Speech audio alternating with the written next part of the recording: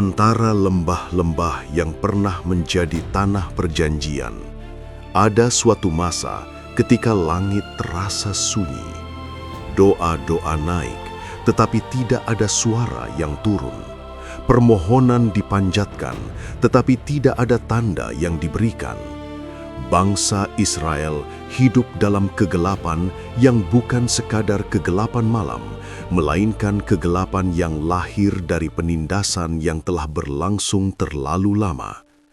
Selama 40 tahun, bangsa Filistin memegang kendali atas tanah yang bukan milik mereka.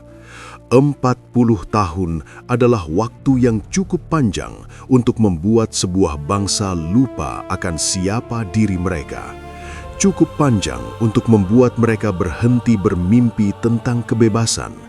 Cukup panjang untuk membuat mereka menerima belenggu sebagai bagian dari kehidupan. Orang-orang Israel tidak lagi berjalan dengan kepala tegak.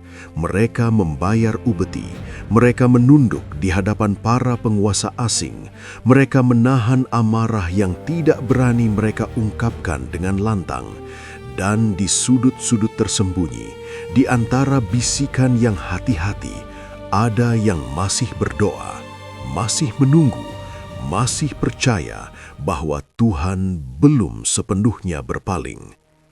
Tuhan mendengar. Di sebuah desa kecil bernama Zora, di tepi perbukitan yang menghadap ke padang luas, ada seorang perempuan yang hidupnya sendiri adalah gambaran dari penderitaan yang sunyi. Ia adalah istri Manoah, seorang pria dari suku Dan. Selama bertahun-tahun, perempuan itu menjalani hidupnya dalam bayang-bayang kesedihan yang tidak selalu terucap, karena rahimnya tertutup. Di tengah budaya yang mengukur nilai seorang perempuan dari keturunan yang dilahirkannya, ia berjalan setiap hari dengan beban yang tidak terlihat oleh banyak orang. Namun pada suatu hari, ketika ia sedang sendirian di ladang, langit berubah. Bukan berubah dalam arti mendung datang atau angin bertiup kencang. Langit berubah dalam cara yang tidak bisa dijelaskan oleh hukum alam. Seorang yang penampilannya seperti manusia, tetapi memancarkan sesuatu yang jauh melampaui kemanusiaan, muncul di hadapannya. Wajahnya bersinar dengan keheningan yang tidak menakutkan, tetapi membuat seluruh ruang di sekitarnya terasa berbeda. Perempuan itu berdiri diam. Jantungnya berdegup kencang, tetapi kakinya tidak lari. Sosok itu berbicara dengan tenang. Setiap kata yang keluar dari mulutnya membawa bobot yang tidak dimiliki oleh kata-kata manusia biasa. Sesungguhnya engkau mandul dan tidak mempunyai anak, tetapi engkau akan mengandung dan melahirkan seorang anak laki-laki. Perempuan itu menahan nafas. Oleh sebab itu, jagalah dirimu baik-baik. Jangan minum anggur atau minuman keras, dan jangan makan sesuatu yang haram. Sebab sesungguhnya engkau akan mengandung dan melahirkan seorang anak laki-laki. Kepalanya tidak boleh kena pisau cukur, sebab anak itu akan menjadi seorang nazir Allah sejak dari kandungan ibunya. Dialah yang akan mulai melepaskan Israel dari tangan orang Filistin. Kata-kata itu menghantam dan membangun sekaligus. Anak yang akan lahir bukan sekadar jawaban atas doa seorang ibu yang lama menanti. Ia adalah jawaban atas doa sebuah bangsa. Ia lahir bukan hanya untuk keluarganya, tetapi untuk sesuatu yang jauh lebih besar dari yang bisa ia bayangkan. Perempuan itu berlari menemui suaminya. Nafasnya terengah, tetapi wajahnya menyimpan cahaya yang belum pernah dilihat Manoah sebelumnya. Ia menceritakan semuanya. Sosok yang datang, kata-kata yang diucapkan, janji yang diberikan. Manoah mendengarkan dengan penuh perhatian, dan dalam hatinya ada sesuatu yang bergerak. Separuh percaya, separuh gentar.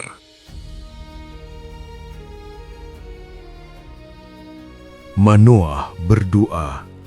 Ia memohon agar Tuhan mengutus kembali utusan itu, supaya mereka bisa diajarkan apa yang harus mereka lakukan bagi anak yang akan lahir. Dan Tuhan mendengar doa Manoah. Malaikat itu datang kembali, sekali lagi menemui perempuan itu di ladang. Kali ini, perempuan itu berlari dan memanggil suaminya. Manoah berdiri di hadapan sosok yang bersinar itu dengan penuh hormat dan sedikit gemetar. Ia bertanya tentang apa yang harus dilakukan. Malaikat itu mengulang perintah yang telah diberikan tentang pantangan makanan, tentang nazir, tentang kekudusan yang harus dijaga. Dan ketika Manoah menawarkan seekor kambing sebagai hidangan, malaikat itu berkata bahwa ia tidak akan memakan makanan mereka. Tetapi jika mereka mau mempersembahkan korban bakaran, persembahkanlah kepada Tuhan. Ketika korban itu dibakar di atas batu, api menyala, dan di dalam nyala api itu, malaikat Tuhan naik ke langit. Manoah dan istrinya jatuh tersungkur. Mereka tidak bergerak sejenak. Wajah mereka menyentuh tanah. Manoah berbisik kepada istrinya dengan suara yang penuh gentar, "Pasti kita akan mati, sebab kita telah melihat Allah." Tetapi istrinya, perempuan yang tenang dan bijaksana itu, mengangkat kepala dan berkata, "Jikalau Tuhan mau membunuh kita, tentulah Ia tidak menerima korban bakaran dan korban sajian dari tangan kita. Tentulah Ia tidak memperlihatkan semuanya itu kepada kita, dan tentulah Ia tidak memberitahukan hal-hal seperti tadi kepada kita." Ketenangan imannya lebih kuat dari ketakutan suaminya. Dan tidak lama kemudian, janji itu digenapi. Perempuan itu mengandung. Bulan demi bulan berlalu dengan penuh kehati-hatian. Tidak ada anggur, tidak ada makanan yang haram, tidak ada yang menyentuh kepala anak yang sedang dikandung dengan niat untuk mencukur rambutnya kelak. Setiap langkah dijaga, setiap hari dijalani dengan kesadaran bahwa ada Tuhan yang sedang mengerjakan sesuatu yang besar di dalam kandungannya.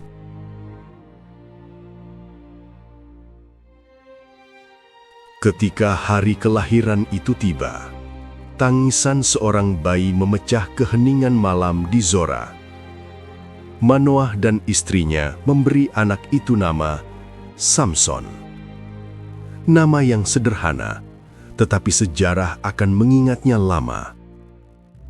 Samson tumbuh bukan seperti anak-anak lain di desanya. Sejak awal, ada sesuatu yang berbeda pada dirinya. Bukan hanya pada rambut panjangnya yang tidak pernah tersentuh gunting, tetapi pada cara ia memandang dunia. Matanya menyimpan sesuatu yang sulit dijelaskan. Api mungkin, atau harapan yang belum mengenal batas. Roh Tuhan mulai bergerak dalam dirinya ketika ia masih di Mahanehdan, tempat di antara Zora dan Estaol, wilayah suku Dan. Di sana, di tanah yang menjadi milik bangsanya, namun dikuasai oleh bangsa asing, Samson mulai merasakan sesuatu yang mendorongnya dari dalam. Sebuah desakan yang tidak bisa ia jelaskan dengan kata-kata. Kekuatan yang bukan berasal dari tubuhnya, melainkan dari sesuatu yang jauh lebih besar dari dirinya. Bertahun-tahun berlalu, Samson tumbuh menjadi pemuda yang tubuhnya tidak bisa dengan mudah dimasukkan ke dalam kategori manusia biasa. Namun kekuatannya bukan hanya soal fisik. Ada wibawa pada dirinya yang membuat orang diam ketika ia berbicara. Dan ada keberanian yang membuatnya tidak pernah mundur di hadapan ancaman apapun.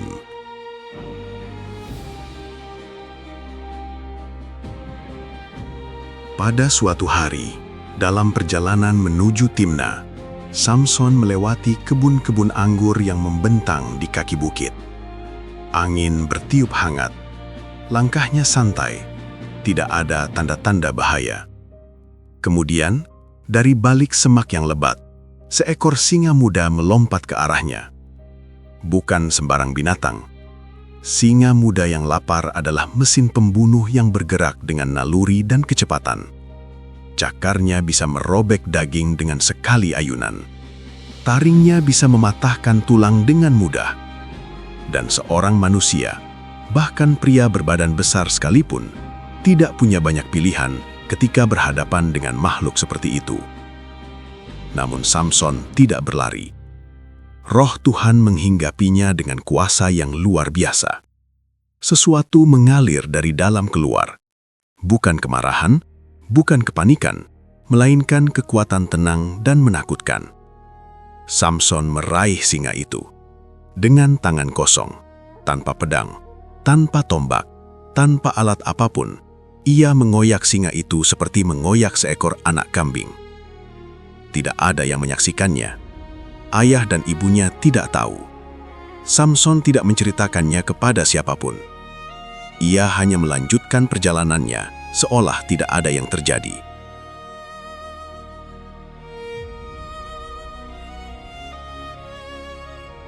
Kerendahan hati dalam kekuatan adalah sesuatu yang langka.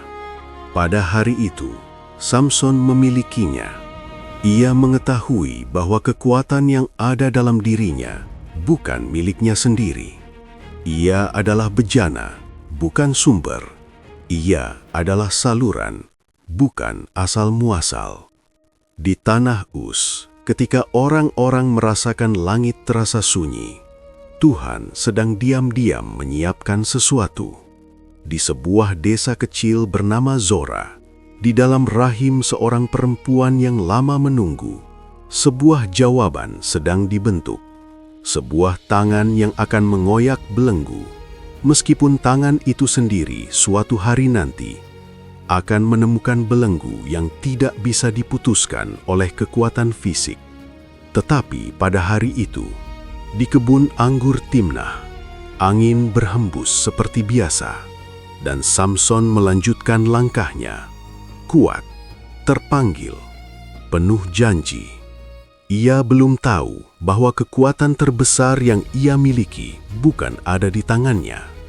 Dan ia belum tahu bahwa pelajaran terbesar hidupnya tidak akan diajarkan oleh musuh yang datang dengan pedang, melainkan oleh cinta yang datang dengan senyuman.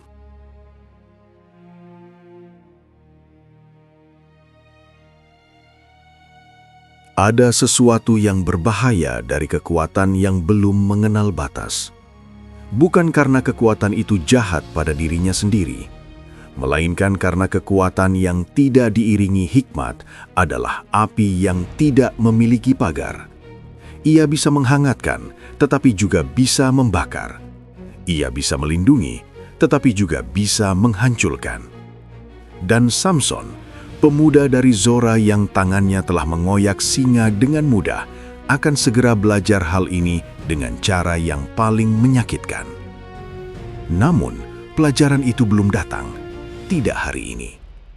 Hari ini, Samson sedang berjalan menuju Timnah dengan hati yang penuh oleh sesuatu yang berbeda dari biasanya. Bukan kekuatan yang mendorongnya kali ini, bukan desakan roh yang biasa ia rasakan seperti arus sungai yang mengalir di dalam dadanya. Yang mendorongnya kali ini adalah sesuatu yang jauh lebih tua dari hukum manapun. Sesuatu yang tidak mengenal batas suku atau bangsa. Sesuatu yang bahkan pria terkuat sekalipun tidak selalu bisa kendalikan. Ia melihat seorang perempuan di Timnah. Perempuan itu bukan dari bangsanya. Ia adalah perempuan Filistin, anak dari bangsa yang selama puluhan tahun menindas Israel, bangsa yang pasukannya berjaga di gerbang-gerbang kota, bangsa yang memungut upeti dari tangan para petani Israel dengan wajah tanpa rasa bersalah. Dalam logika budaya dan iman yang Samson dibesarkan di dalamnya, perempuan itu seharusnya menjadi bagian dari dunia yang ia jauhi, bukan dunia yang ia dekati. tetapi hati tidak selalu mengikuti logika.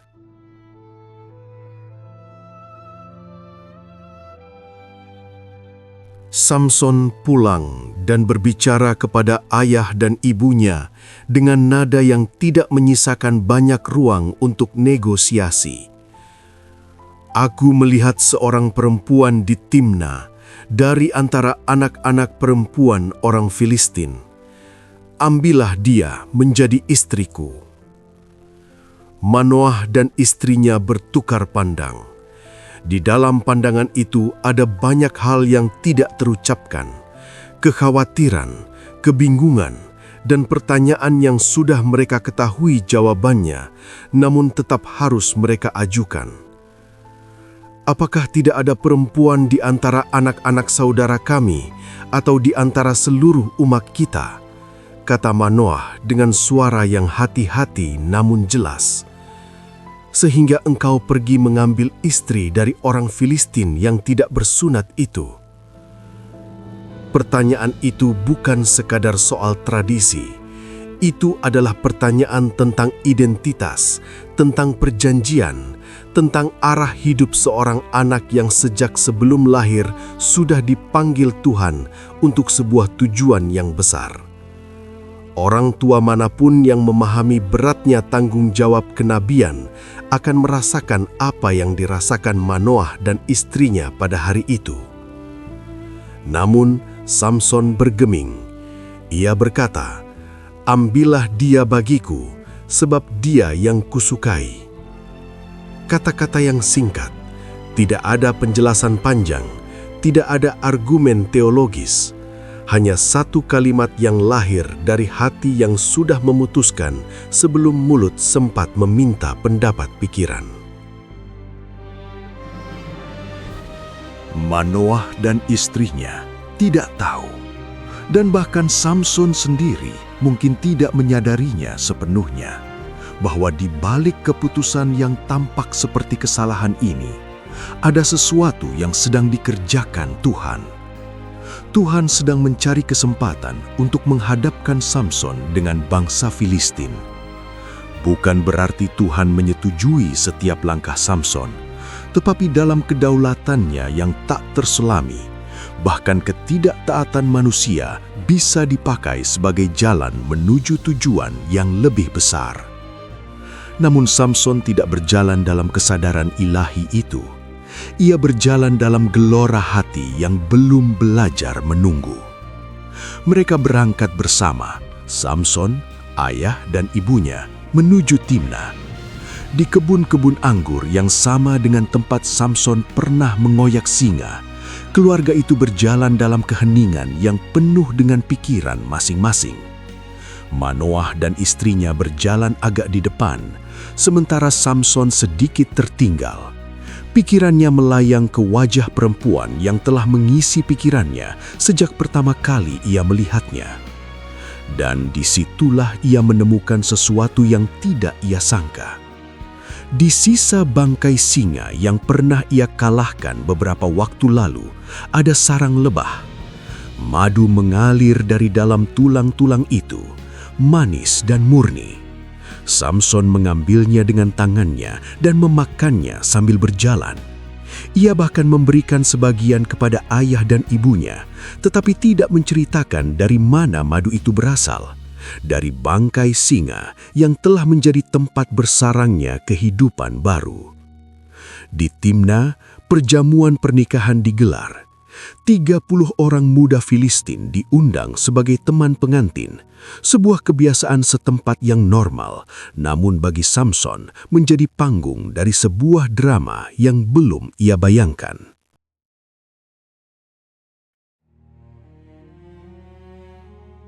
Dalam suasana perjamuan yang penuh anggur dan canda, Samson melontarkan sebuah teka-teki kepada 30 orang muda itu. Nadanya ringan, seperti permainan. Tetapi di balik permainan itu ada tantangan, dan di balik tantangan itu ada harga. "Aku mau mengajukan teka-teki kepadamu," katanya. Jika kamu dapat menyampaikan jawabannya kepadaku dalam 7 hari perjamuan dan dapat menebaknya, maka aku akan memberi kamu 30 helai kain lenan dan 30 persalinan pakaian. Tetapi jika kamu tidak dapat memberitahukannya kepadaku, maka kamu harus memberikan kepadaku 30 helai kain lenan dan 30 persalinan pakaian. Mereka setuju. Samson tersenyum dan mengucapkan teka-tekinya, "Dari yang makan keluar makanan, dari yang kuat keluar yang manis." 30 pemuda Filistin itu saling bertatapan. Kata-kata itu bergantung di udara seperti tali yang tidak terlihat ujung maupun pangkalnya. Mereka mencoba memecahkannya. 1 hari, 2 hari, 3 hari berlalu tanpa jawaban. Frustrasi mulai merayap, dan frustrasi yang cukup besar selalu mencari jalan pintas. Pada hari keempat, mereka mendekati istri Samson. Dengan nada yang setengah mengancam, mereka berkata, "Bujuklah suamimu supaya ia memberitahukan teka-tekinya itu kepada kami, atau kami akan membakar engkau dan rumah ayahmu dengan api. Apakah kamu mengundang kami kemari untuk memiskinkan kami?"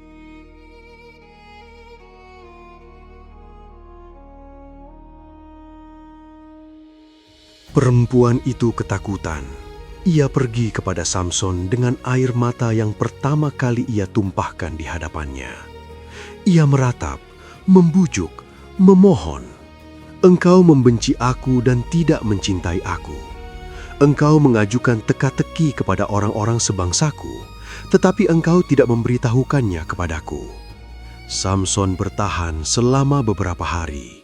Namun tangisan perempuan yang dicintainya ternyata lebih melemahkan daripada ancaman musuh manapun. Sebelum hari ke-7 tiba, ia membuka rahasianya kepada istrinya. Dan sebelum matahari terbenam pada hari ke-7, 30 pemuda Filistin itu datang kepada Samson dengan senyum kemenangan di wajah mereka. Apakah yang lebih manis dari madu?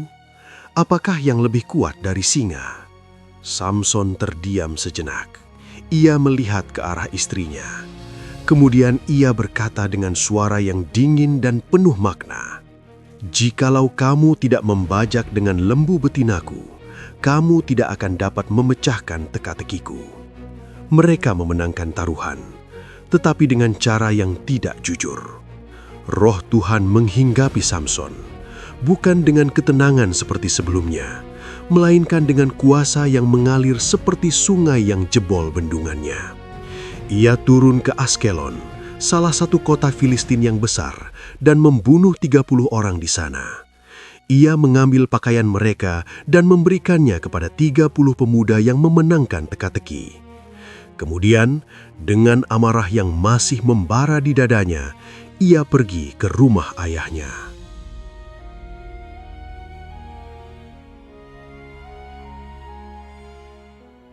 Dan istrinya diberikan kepada sahabatnya, orang yang selama perjamuan itu menjadi pendampingnya. Samson tidak segera tahu. Ia kembali beberapa waktu kemudian, membawa seekor anak kambing, hadiah kecil yang mengisyaratkan bahwa ia ingin berdamai, bahwa ia masih menginginkan perempuan itu. Tetapi ayah mertuanya berdiri di depan pintu dengan wajah yang kikuk dan kata-kata yang tidak enak didengar. "Kukira engkau sungguh-sungguh membencinya, maka kuberikan dia kepada sahabatmu. Bukankah adiknya lebih cantik?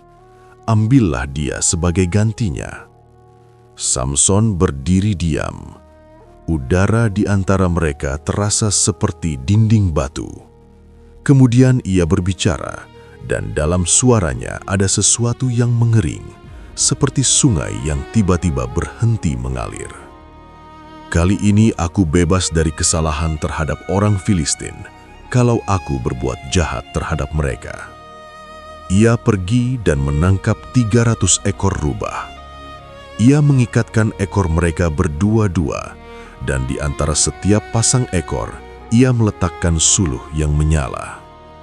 Lalu ia melepaskan mereka ke ladang-ladang orang Filistin. Api menjalar. Tanaman gandum yang sudah siap panen, kebun-kebun anggur, kebun-kebun zaitun, semuanya terbakar. Musim panen berubah menjadi abu dalam semalam. Bangsa Filistin bertanya dengan marah siapa yang melakukan ini. Ketika mereka mendengar bahwa ini ulah Samson dan bahwa penyebabnya adalah perlakuan terhadap istri Samson, mereka tidak mengarahkan kemarahan mereka kepada Samson lebih dulu. Mereka membakar perempuan itu dan ayahnya.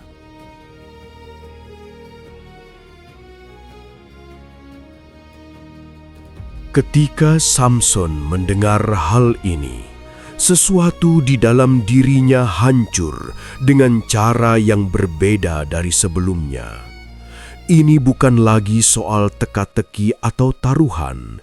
Ini adalah darah. Ini adalah kematian yang tidak seharusnya terjadi. Dan Samson merespons dengan cara yang sudah menjadi polanya, dengan kekuatan yang tidak mengenal ukuran. Jika kamu berbuat demikian, aku tidak akan berhenti sebelum aku membalas dendam terhadap kamu. Ia menyerang mereka dengan pukulan yang besar dan dahsyat. Lalu ia pergi dan tinggal di celah bukit Etam. Bangsa Filistin tidak tinggal diam. 3.000 orang dari Yehuda turun ke celah bukit Etam, bukan untuk berperang melawan Filistin, tetapi untuk menyerahkan Samson. Karena di bawah tekanan penindasan, ada yang memilih menyerah daripada berjuang, ada yang memilih damai dengan penjajah daripada solidaritas dengan saudaranya sendiri. Tidakkah engkau tahu bahwa orang Filistin memerintah atas kita? Kata mereka kepada Samson, apa yang telah kau lakukan kepada kami? Ia melihat 3.000 orang saudaranya sendiri berdiri di hadapannya bukan sebagai pembela, melainkan sebagai pengikat. Ia berkata, seperti yang mereka perbuat kepadaku, demikian aku perbuat kepada mereka. Lalu ia meminta hanya satu hal, bahwa mereka berjanji tidak akan membunuhnya sendiri. Mereka setuju.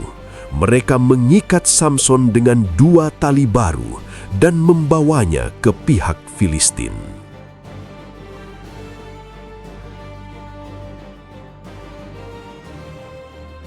Ketika orang Filistin melihat Samson datang dalam keadaan terikat, mereka bersorak. Kemenangan terasa sudah di depan mata. Namun tepat ketika sorak itu mencapai puncaknya, Roh Tuhan menghinggapi Samson. Tali-tali yang mengikat tangannya putus seperti benang yang dimakan api. Ia menemukan sebuah tulang rahang keledai yang baru mati, senjata yang tidak ada dalam daftar senjata manapun. Dan dengan tulang rahang itu, ia membunuh 1.000 orang. 1.000 orang, seorang diri. Ketika pertempuran itu berakhir, Samson berdiri di antara tumpukan yang tidak bisa digambarkan tanpa gemetar. Ia mengangkat tulang rahang itu dan berkata, "Dengan tulang rahang keledai, setumpuk demi setumpuk, dengan tulang rahang keledai, aku telah membunuh 1.000 orang." Namun, kemenangan itu tidak datang tanpa harga. Setelah itu, Samson sangat haus. Tubuhnya yang luar biasa kuat itu tiba-tiba terasa seperti milik manusia biasa. Lelah, lapar, dahaga. Ia berseru kepada Tuhan dengan jujur, nyaris dalam kepanikan. "Engkau telah memberikan kemenangan yang besar ini dengan tangan hamba-Mu, tetapi sekarang aku akan mati kehausan dan jatuh ke tangan orang-orang yang tidak bersunat itu." Dan Tuhan membuka sebuah lekukan di Lehi. Air memancar dari sana. Samson minum hingga rohnya kembali dan ia segar kembali. Ia menjadi hakim Israel selama 20 tahun. Namanya ditakuti. Kekuatannya menjadi legenda. Tidak ada pasukan Filistin yang ingin berhadapan langsung dengannya. Tetapi kemenangan demi kemenangan membawa serta bahaya yang tidak terlihat oleh mata. Kepercayaan diri yang perlahan bergeser menjadi keangkuhan. Kesadaran bahwa kekuatan itu bukan miliknya perlahan tergerus oleh kebiasaan menggunakan kekuatan itu seolah-olah ia adalah sumbernya. Dan pola yang pernah dimulai di Timna, hati yang berjalan lebih cepat dari hikmat, tidak pernah benar-benar diperbaiki. Ia hanya tertunda. Di Gaza, suatu malam, Samson mengunjungi seorang perempuan sundal. Orang-orang Gaza mendengar bahwa ia ada di sana. Mereka mengepung kota, berencana membunuhnya saat fajar. Namun Samson bangun di tengah malam, mencabut pintu gerbang kota beserta kedua tiang dan palang pintunya, memanggulnya di bahunya, dan membawanya ke puncak bukit di depan Hebron. Kekuatan yang spektakuler, namun kekuatan yang digunakan untuk menutup-nutupi kecerobohan, bukan untuk kemuliaan Tuhan.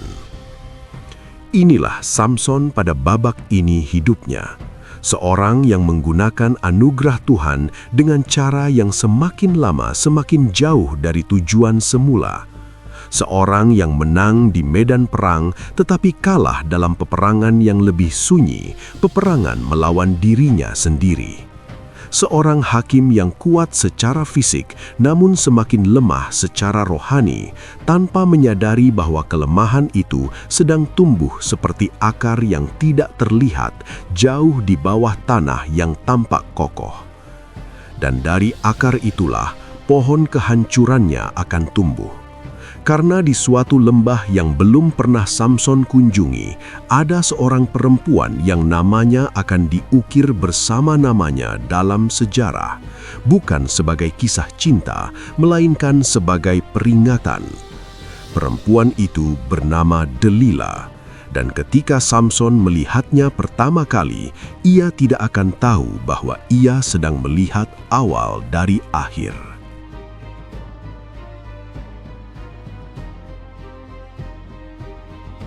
Ada lembah di antara perbukitan Sorek yang menyimpan keindahan yang tenang.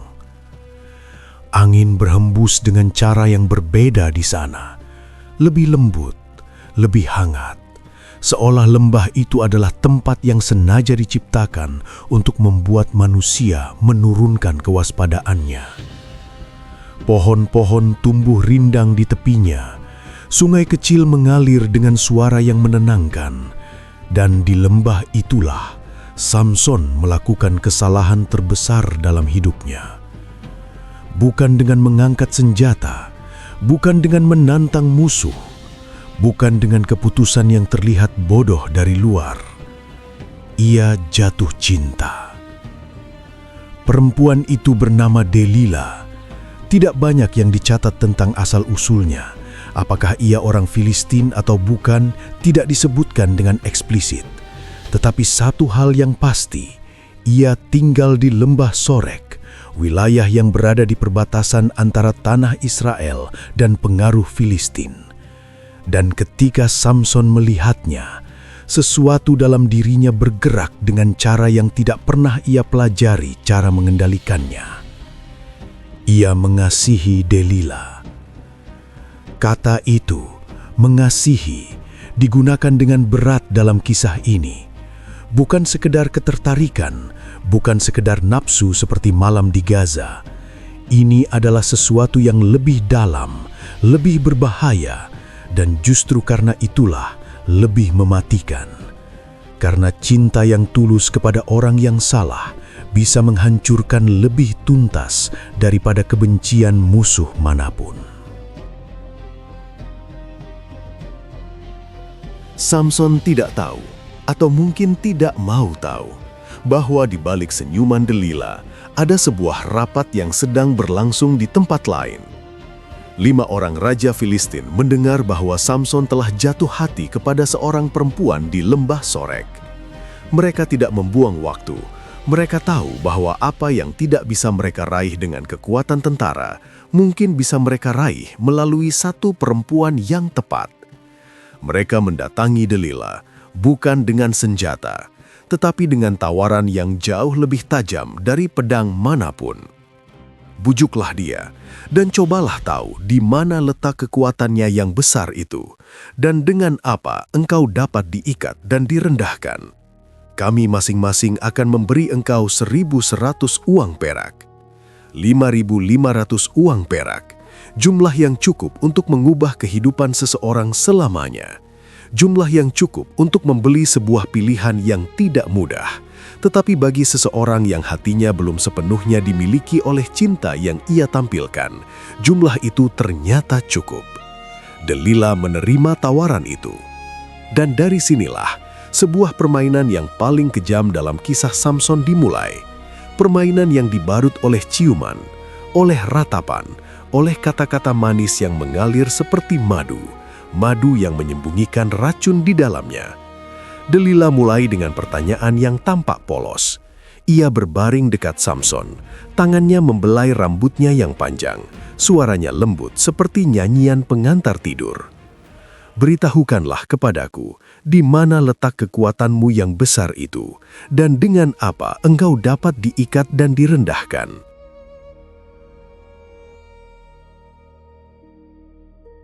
Samson tersenyum. Ia tidak menjawab dengan jujur. Mungkin ia menganggap ini sekadar permainan. Mungkin ia berpikir bahwa cintanya cukup besar untuk membuat ia aman. Atau mungkin, dan ini yang paling menyedihkan, ia tidak pernah benar-benar berhenti untuk bertanya kepada dirinya sendiri, mengapa perempuan yang ia cintai bertanya hal seperti itu? Jika aku diikat dengan 7 tali busur yang masih basah dan belum kering, maka aku akan menjadi lemah dan seperti orang lain. Delila menyampaikan informasi itu kepada raja-raja Filistin. Mereka membawakan 7 tali busur yang masih basah. Malam itu, ketika Samson tertidur, Delila mengikatnya. Orang-orang Filistin menunggu di dalam kamar yang tersembunyi, siap. Samson, orang Filistin menyerangmu. Samson terbangun. Dalam satu gerakan, tali-tali itu putus seperti benang yang terkena api. Tidak ada yang terjadi, tidak ada yang berubah. Kekuatannya masih di sana, utuh, seolah-olah malam itu tidak pernah terjadi. Delila menatapnya dengan ekspresi yang sulit dibaca. Kemudian ia berbicara lagi, kali ini dengan nada yang berbeda, sedikit lebih dalam, sedikit lebih menusuk. Engkau telah mempermainkan aku dan mengatakan kepadaku hal-hal yang dusta. Sekarang beritahukanlah kepadaku, dengan apa engkau dapat diikat? Samson seharusnya pergi. Saat itu juga, seharusnya ada alarm yang berbunyi di dalam dirinya. Bukan alarm tentang bahaya fisik, tetapi alarm tentang sesuatu yang jauh lebih halus dan jauh lebih berbahaya. Namun Samson tidak pergi. Ia tetap tinggal, dan ia menjawab,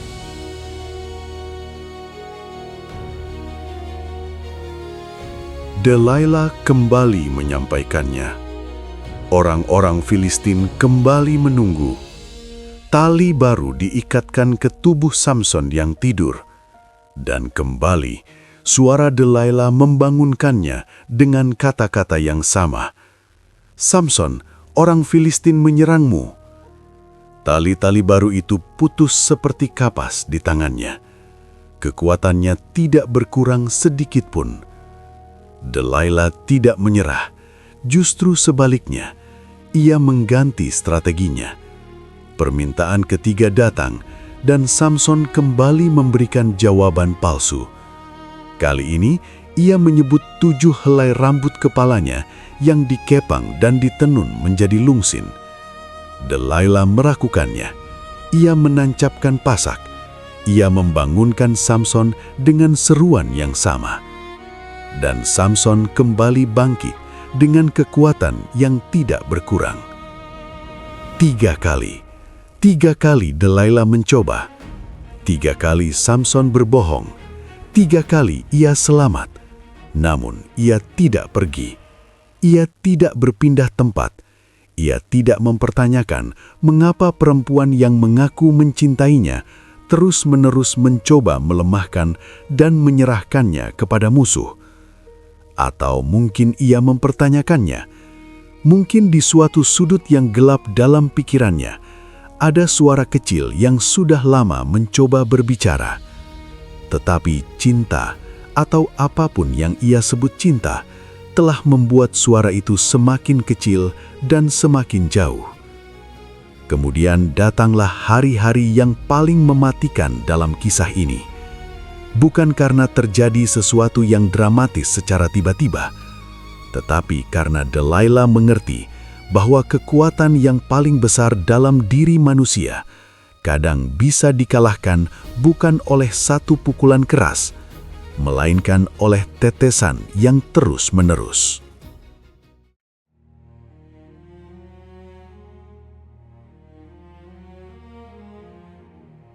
Delilah mendengarkan setiap suku kata, dan ia tahu, kali ini Samson tidak berbohong. Ada sesuatu dalam nada suaranya yang berbeda dari 3 kebohongan sebelumnya. Ada kedalaman yang tidak bisa dipalsukan. Ada kelelahan yang hanya muncul ketika seseorang akhirnya menyerahkan sesuatu yang selama ini ia jaga dengan seluruh hidupnya. Delilah menyuruh seseorang memanggil raja-raja Filistin. Datanglah sekali ini lagi, sebab ia telah membuka seluruh hatinya kepadaku. 5 raja Filistin datang dengan membawa uang perak di tangan mereka, bayaran yang telah dijanjikan. Mereka datang diam-diam, masuk ke dalam rumah tanpa suara, menunggu di tempat yang tidak terlihat.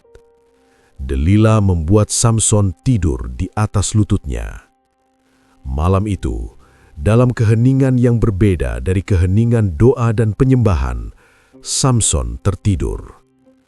Tidur yang dalam, tidur seorang pria yang kelelahan, bukan hanya oleh pertempuran, tetapi oleh pergumulan yang jauh lebih melelahkan dari perang manapun. Delilah memanggil seseorang. Seorang laki-laki datang membawa pisau cukur. Dengan tangan yang tenang, sangat tenang, tenang yang lahir dari keputusan yang sudah lama dibuat dan tidak lagi digoyahkan oleh keraguan, ia mulai mencukur ke-7 kepang rambut Samson. Helai demi helai jatuh ke lantai. Setiap helai membawa bersamanya sesuatu yang tidak terlihat oleh mata, namun nyata seperti udara yang tiba-tiba berubah ketika badai datang. Nazir itu sedang dilucuti bukan oleh musuh yang berdiri di hadapannya dengan pedang, melainkan oleh tangan yang pernah ia percayai, di pangkuan yang pernah ia anggap aman. Ketika rambut itu habis, Delilah bangkit. Ia membangunkan Samson. "Samson, orang Filistin menyerangmu."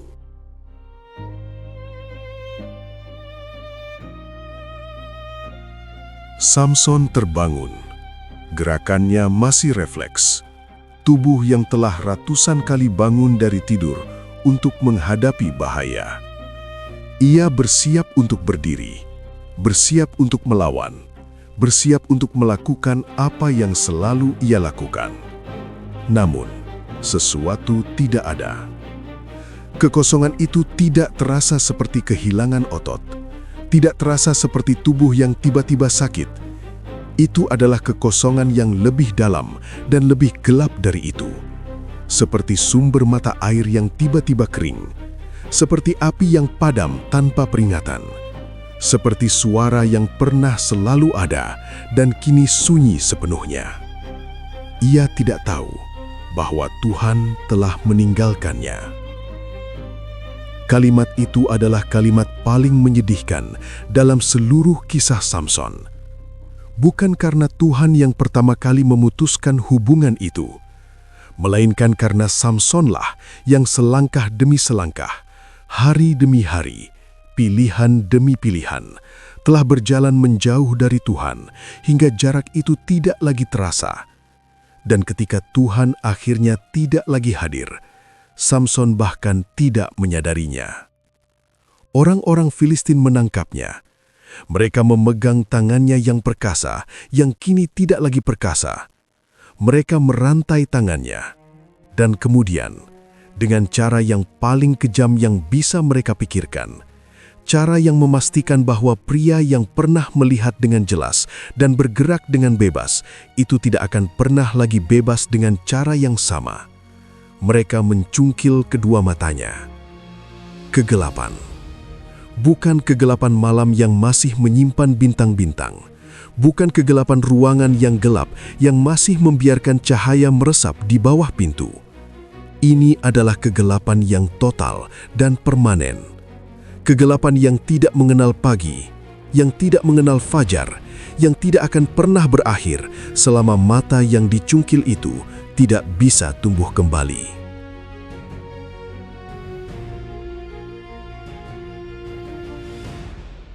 Samson dibawa ke Gaza, bukan sebagai tamu, bukan sebagai tawanan yang masih dihormati, tetapi sebagai tontonan.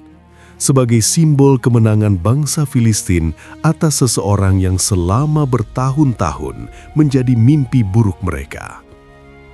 Mereka membelenggunya dengan belenggu tembaga, dan di penjara Gaza, seorang pria yang pernah berdiri di puncak kekuatan yang tidak tertandingi, kini digiring untuk menggiling gandum. Menggiling gandum, pekerjaan yang biasa dilakukan oleh budak dan ternak. Samson yang pernah mengoyak singa, Samson yang pernah memikul pintu gerbang kota, Samson yang namanya membuat bangsa Filistin gemetar. Kini ia berjalan dalam lingkaran sempit yang tidak bisa ia lihat, mendorong batu penggiling yang berat dalam kegelapan yang permanen, tanpa tahu kapan hari berganti dan kapan malam tiba. Tidak ada yang mencatat apa yang ia pikirkan dalam hari-hari itu. Tidak ada yang menuliskan apakah ia menangis, atau diam, atau berbicara kepada Tuhan yang terakhir kali ia rasakan kehadirannya begitu lama yang lalu. Tetapi ada satu hal kecil yang dicatat, hal yang tampak tidak penting, namun menjadi benih dari satu-satunya harapan yang tersisa.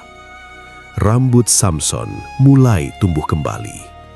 Helai demi helai, perlahan dalam kegelapan penjara Gaza, tanpa disadari oleh para penjaga dan tanpa menjadi berita di istana raja-raja Filistin, rambut itu tumbuh. Tidak ada yang memperhatikannya, tidak ada yang menganggap itu penting.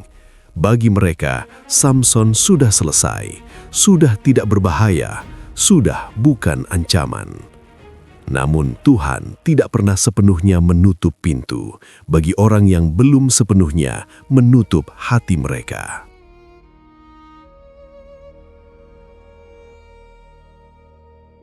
Di penjara itu, dalam kegelapan dan kehinaan, dan kelelahan dari menggiling gandum sepanjang hari, Samson duduk sendirian dengan pikiran-pikirannya. Dan dalam kesendirian yang tidak bisa ia hindari itu, karena tidak ada lagi perang untuk dimenangkan, tidak ada lagi perempuan untuk dicintai, tidak ada lagi kekuatan untuk diandalkan. Mungkin untuk pertama kali dalam waktu yang sangat lama, Samson benar-benar diam. Dan dalam keheningan itulah, sesuatu mulai bergerak kembali. Bukan kekuatan fisik, bukan tali yang putus atau pintu yang tercabut, melainkan sesuatu yang jauh lebih halus dan jauh lebih penting, kesadaran bahwa ia telah kehilangan bukan hanya rambutnya, bahwa ia telah kehilangan bukan hanya matanya, bahwa jauh sebelum Delila mengangkat pisau cukur itu, ia telah kehilangan sesuatu yang lebih berharga dari semua itu. Hubungannya dengan Tuhan yang pertama kali memberikan kekuatan itu kepadanya. Di luar penjara, bangsa Filistin merayakan. Di dalam penjara, seorang pria yang buta dan terbelenggu sedang belajar untuk pertama kalinya apa artinya benar-benar melihat. Dan rambutnya terus tumbuh.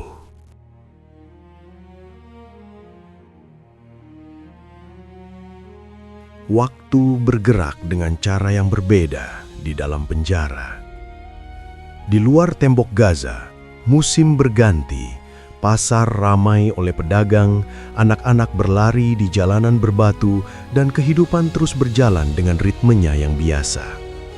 Tetapi di dalam sel yang gelap dan pengap itu, waktu terasa seperti sesuatu yang berhenti, atau lebih tepatnya, seperti sesuatu yang bergerak sangat lambat, seolah setiap jam ingin memastikan bahwa penghuninya merasakan setiap detik dari penderitaan yang sedang ia jalani.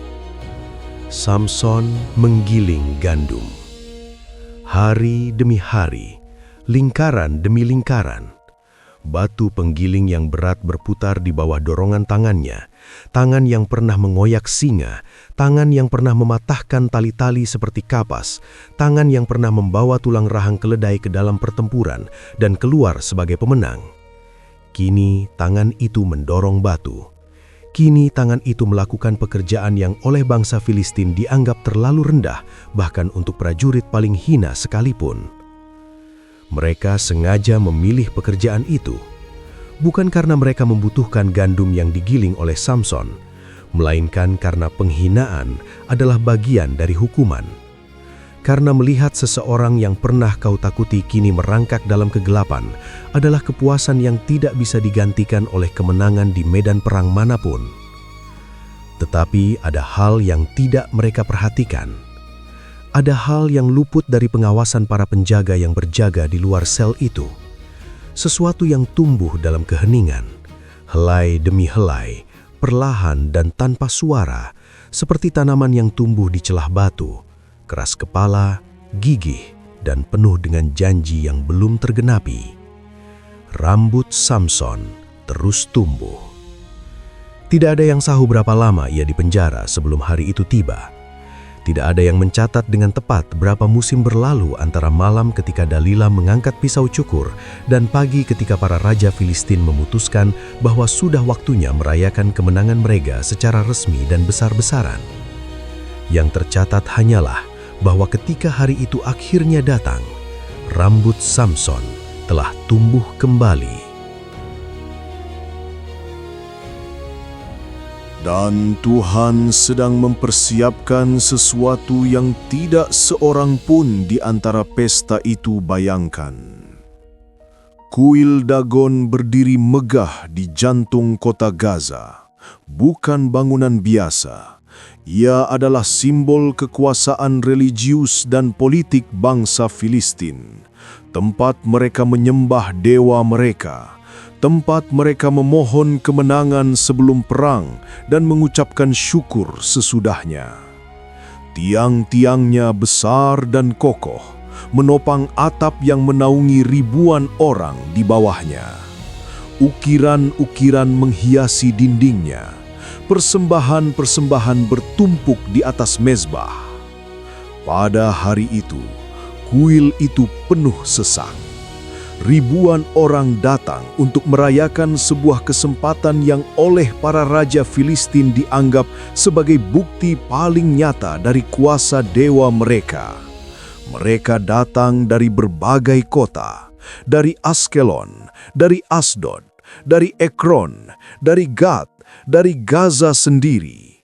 Para pemimpin militer dengan jubah kebesaran mereka, para imam Dagon dengan kepala yang dihiasi mahkota ritual, para pedagang yang ikut bersukaria karena masa aman berarti masa bisnis yang baik, Perempuan-perempuan dengan perhiasan yang berkilau, anak-anak yang tidak sepenuhnya mengerti apa yang sedang mereka rayakan, tetapi ikut bersorak karena semua orang di sekitar mereka bersorak.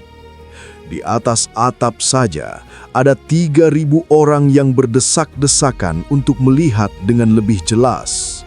Dan di tengah perayaan itu, terdengar sebuah seruan yang disambut dengan sorak-sorai yang mengguncang dinding kuil. Panggil Samson, bawa dia ke sini supaya ia dapat menghibur kami. Tawa meledak, tepukan tangan bergemuruh.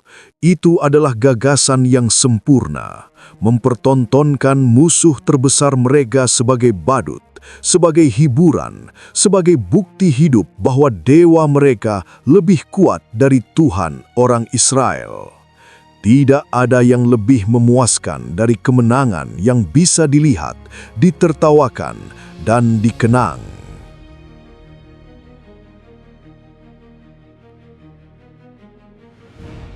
Para penjaga pergi ke penjara. Mereka membawa Samson keluar. Ia berjalan dalam kegelapan yang sudah menjadi rumahnya. Tangannya diraba-raba mencari pegangan.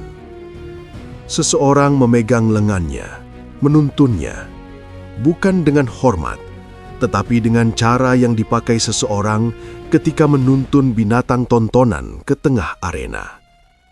Langkahnya pelan, bukan karena ia takut, tetapi karena ia tidak bisa melihat kemana ia melangkah. Ketika ia masuk ke dalam kuil, keramaian meledak. Orang-orang bersorak, tertawa, menunjuk-nunjuk. Mereka berteriak kata-kata yang tidak perlu dicatat di sini, karena maknanya sudah cukup jelas dari nadanya. Ejekan, hinaan, perayaan atas kejatuhannya. Di antara ribuan suara itu, tidak ada satupun yang melihat Samson sebagai manusia. Mereka melihatnya sebagai trofi, sebagai simbol, sebagai bukti. Samson berdiri di tengah sorak-sorai itu. Matanya tidak bisa melihat wajah-wajah yang menertawakannya. Telinganya mendengar semuanya dengan sangat jelas. Dan disinilah, dalam kehinaan yang paling total yang pernah dialaminya, sesuatu dalam diri Samson berubah. Bukan karena ia tiba-tiba marah, bukan karena ego yang terluka ingin membuktikan diri, melainkan karena di tengah kebisingan yang mengelilinginya dari segala arah, untuk pertama kalinya dalam waktu yang sangat lama, Samson tidak mendengar suaranya sendiri. Ia mendengar sesuatu yang berbeda, sesuatu yang lebih dalam, sesuatu yang sudah sangat lama tidak ia dengarkan dengan sungguh-sungguh. Ia berseru kepada Tuhan, bukan dengan suara keras yang bisa mengalahkan keramaian di sekelilingnya, tetapi dengan suara hati yang justru karena ketentuannya tidak bergantung pada volume, mampu menembus langit dengan cara yang tidak bisa dilakukan oleh teriakan manapun.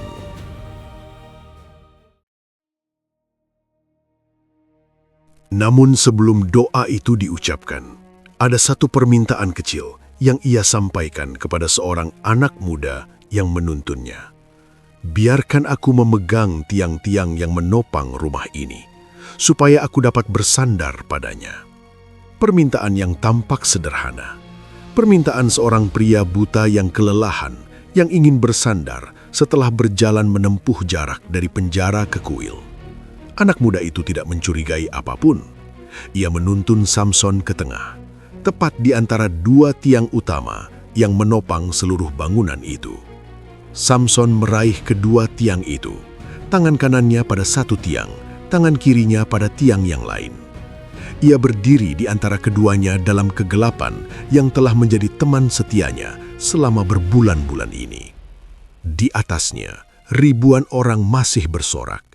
Di sekelilingnya, pesta itu masih berlangsung.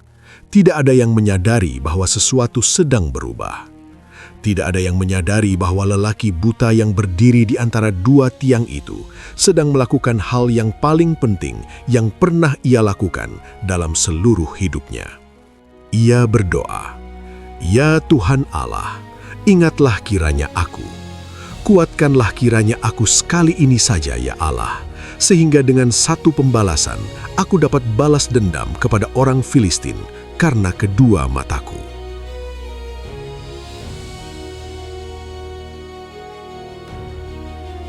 Doa itu pendek. Tidak ada kalimat-kalimat panjang yang indah secara sastrawi. Tidak ada pembukaan yang megah. Tidak ada penutup yang terstruktur. Hanya 3 permintaan yang lahir dari dasar jiwa yang paling jujur yang pernah disentuh Samson dalam hidupnya. Ingatlah aku, kuatkanlah aku, biarkan aku melakukan ini sekali lagi.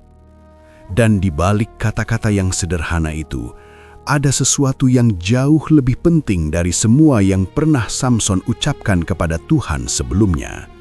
Karena untuk pertama kalinya, Samson tidak berdoa dari posisi kekuatan. Ia tidak berdoa karena ia haus setelah menang. Ia tidak berdoa karena ia butuh bantuan teknis dalam pertempuran yang sudah hampir ia menangkan sendiri. Ia berdoa dari posisi paling lemah yang pernah ia tempati. Dari kegelapan, dari kehinaan, dari penjara, dari antara dua tiang sebuah kuil yang dipenuhi oleh orang-orang yang merayakan kehancurannya. Dari tempat di mana tidak ada lagi yang bisa ia andalkan kecuali Tuhan. Dan mungkin, hanya mungkin, inilah yang selama ini hilang dari doa-doa Samson yang lain. Bukan kata-katanya, bukan intensitasnya, melainkan kekosongan dalam dirinya yang memberi ruang bagi Tuhan untuk benar-benar hadir. Karena selama ia masih penuh oleh kekuatannya sendiri, oleh keyakinannya sendiri, oleh hatinya yang selalu berlari mengikuti keinginannya sendiri, tidak pernah ada cukup ruang bagi Tuhan untuk benar-benar tinggal di sana. Tetapi malam ini, di antara dua tiang itu, Samson kosong, dan Tuhan mengisi kekosongan itu.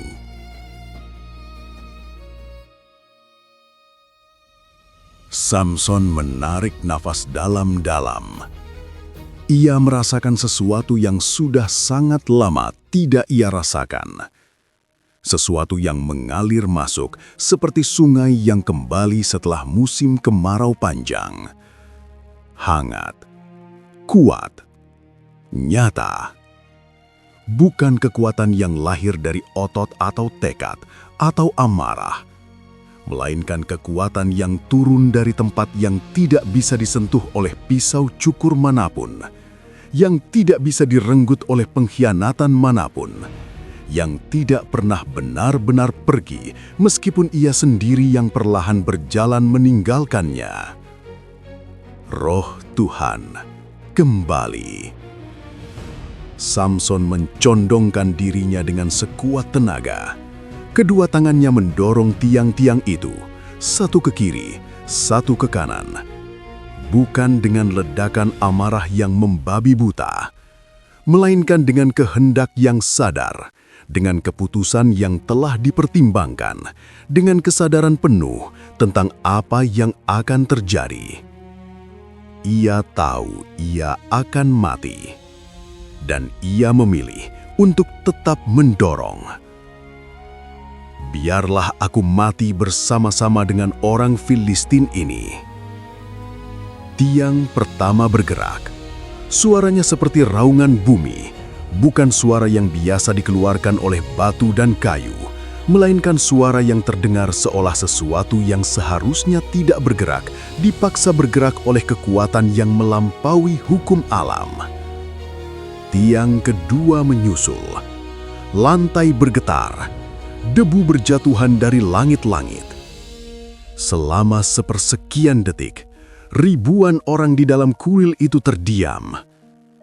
Lalu, segalanya runtuh. Atap yang menaungi ribuan orang itu turun bukan seperti benda yang jatuh perlahan.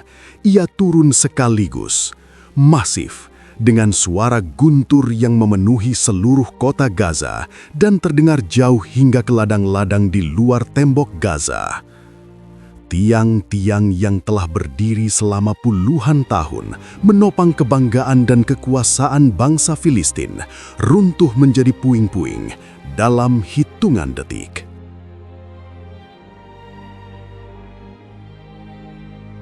Tiga 3.000 orang di atas atap. Ribuan lainnya di dalam. Para raja Filistin yang duduk di tempat kehormatan. Para imam Dagon yang berdiri di depan mesbah. Penjaga-penjaga yang membawa Samson ke sana.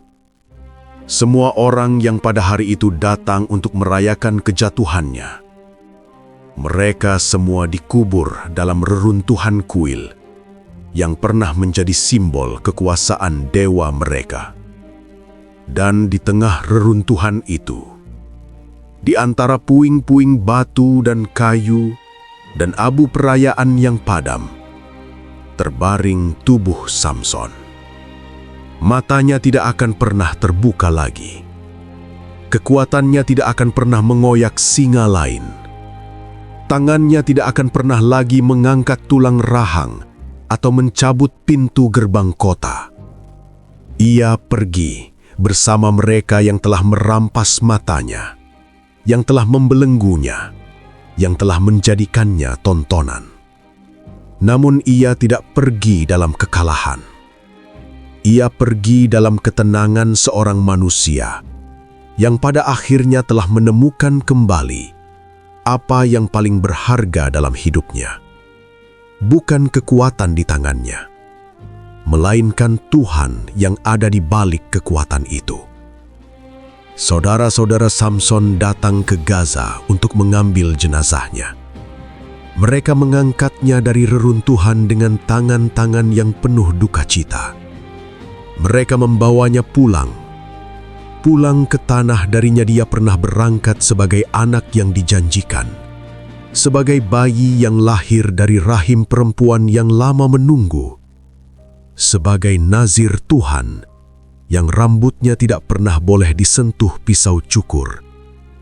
Mereka menguburkannya di antara Zora dan Estaol, di tempat yang tidak jauh dari Mahanedan, tempat di mana roh Tuhan pertama kali bergerak dalam dirinya, di tanah yang menyaksikan awal dari kisahnya, juga menjadi tanah yang menerima akhirnya. Ia telah menjadi hakim Israel selama 20 tahun, dan dalam kematiannya, ia memberikan kepada bangsanya lebih banyak dari yang bisa ia berikan dalam kekuatannya. Ia memberikan pukulan yang paling telak yang pernah diterima bangsa Filistin dalam generasi itu. Lebih banyak musuh yang tewas pada hari terakhir hidupnya daripada dalam seluruh hidupnya sebelum hari itu. Tetapi warisan Samson bukan soal angka, bukan soal berapa banyak yang ia bunuh atau berapa lama ia menjadi hakim. Warisan Samson adalah tentang perjalanan yang paling manusiawi dari semua perjalanan manusia.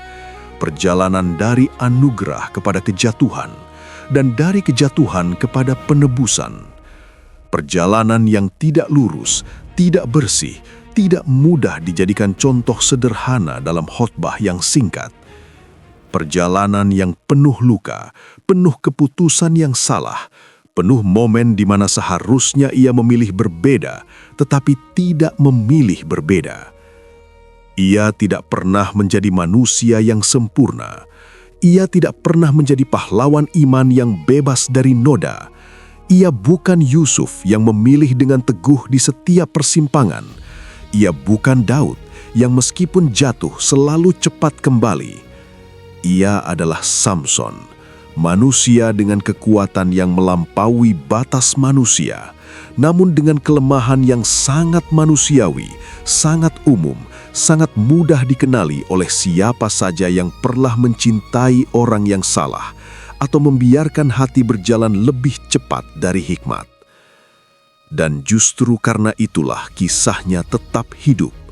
Justru karena itulah namanya masih disebut ribuan tahun setelah ia dikuburkan di antara Zora dan Estaol. Karena di dalam kisah Samson, setiap orang bisa menemukan sedikit dari diri mereka sendiri.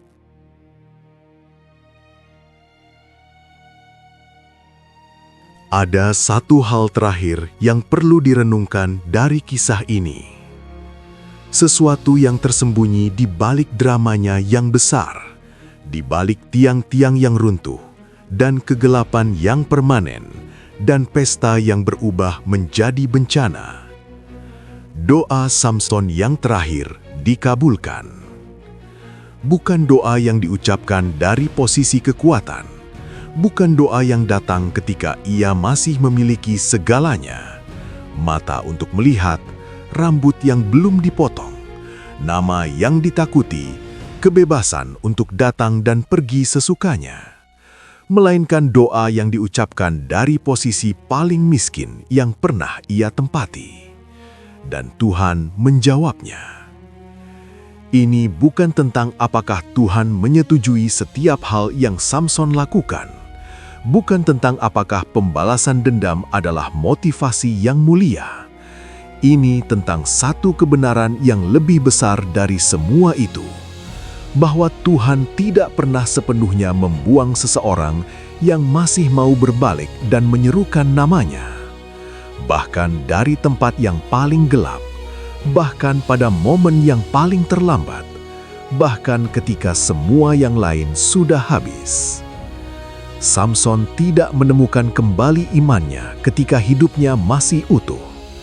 Ia menemukannya di penjara, dalam kegelapan, di antara dua tiang yang dingin, ketika tidak ada lagi yang tersisa selain satu pertanyaan mendasar yang tidak bisa ia hindari lagi. Apakah Tuhan masih ada? Apakah Tuhan masih mau mendengar? Dan jawaban itu datang bukan dalam kata-kata, melainkan dalam kekuatan yang mengalir kembali ke dalam tangan yang sudah lama kosong. Ya, aku masih di sini. Aku mendengar. Langit di atas Gaza masih biru ketika reruntuhan itu berhenti bergerak. Debu perlahan mengendap. Suara yang tadinya memenuhi seluruh kota kini terganti oleh keheningan yang berbeda dari keheningan sebelumnya. Bukan keheningan yang kosong, melainkan keheningan yang penuh oleh sesuatu yang tidak bisa dinamai dengan mudah. Di tanah Uz, tidak, di tanah Israel, di tanah yang dulu ditindas dan kini merasakan getaran dari Gaza hingga ke perbukitan Zora, ada sesuatu yang berubah. Bangsa Filistin yang hari itu kehilangan ribuan orang termasuk para pemimpin mereka, tidak akan pernah kembali dengan kekuatan yang sama. Bukan karena satu kuil yang runtuh, tetapi karena sesuatu telah dipatahkan pada hari itu. Kepercayaan diri sebuah bangsa yang terlalu lama merasa tidak terkalahkan. Dan nama Samson, nama yang diberikan oleh orang tua yang pernah berlutut di hadapan malaikat, nama yang dibisikkan dalam doa-doa ibu yang mengandung dengan penuh kehati-hatian, nama itu tidak mati bersama tubuhnya di reruntuhan kuil Dagon. Ia hidup. Ia terus hidup. Bukan sebagai kisah tentang kekuatan fisik yang luar biasa, meskipun kekuatan itu nyata dan menakjubkan. Bukan sebagai kisah tentang pahlawan yang sempurna, karena Samson tidak pernah menjadi itu. Melainkan sebagai kisah tentang anugerah yang tidak menyerah, tentang Tuhan yang menunggu di ujung jalan yang paling gelap sekalipun, tentang iman yang ditemukan bukan di puncak gunung, tetapi di dasar lembah, bukan dalam kelimpahan, tetapi dalam kekosongan total. Api penderitaan telah menguji kekuatannya. kekuatan itu lenyap. Tetapi iman yang ditemukan dalam kegelapan penjara Gaza, iman yang diucapkan dengan tangan yang meraih tiang dan hati yang sudah tidak punya lagi tempat untuk pergi kecuali kepada Tuhan. Iman itu tidak lenyap bersama runtuhnya atap kuil Dagon. Ia tersisa, ia terus hidup dalam setiap kisah yang diceritakan tentang seorang pria yang kehilangan segalanya, dan di titik terbawah itulah akhirnya menemukan kembali satu-satunya hal yang sejak awal tidak pernah seharusnya ia lepaskan. Tuhan yang memberikan kekuatan itu sejak sebelum ia lahir dan yang masih mau menerimanya kembali, bahkan di antara dua tiang, bahkan dalam kegelapan, bahkan pada tarikan napas yang terakhir.